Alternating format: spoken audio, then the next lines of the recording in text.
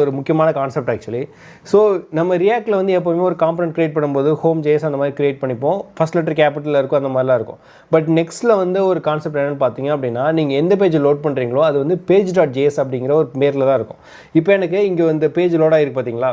So இந்த பேஜில் வந்து எனக்கு என்ன லோட் ஆகிருக்குன்னு பார்த்தீங்க அப்படின்னா, எங்கேருந்து இந்த ஃபைல் லோட் ஆகிருக்குன்னு பார்த்தீங்க அப்படின்னா, நெக்ஸ்ட்டோட ஒரு கான்செப்ட் என்னென்னு பார்த்தீங்க அப்படின்னா, எப்போவுமே எந்த ஃபைல் லோட் ஆகும்னா பை டிஃபால்ட்டாக page.js. இங்கே பார்த்தீங்கன்னா தெரிஞ்சிருக்கும் உங்களுக்கு இந்த page.js இருக்குல்ல, இந்த ஃபைல் தான் எப்போவுமே ஃபஸ்ட்டு உங்களுக்கு லோட் ஆகும். ஸோ அதனால தான் எனக்கு டிஃபால்ட்டாகவே இதில் வந்துருக்கு. இப்போ இந்த பேஜில் போய்ட்டு இந்த page.jsக்குள்ளே போய்ட்டு நான் வந்து என்ன பண்ணுறேன் அப்படின்னா எல்லாத்தையும் ரிமூவ் பண்ணிக்கிறேன்.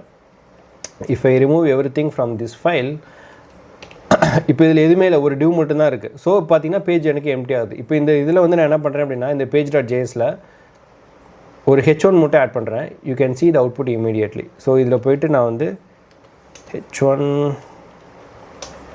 கொடுத்துட்டு this is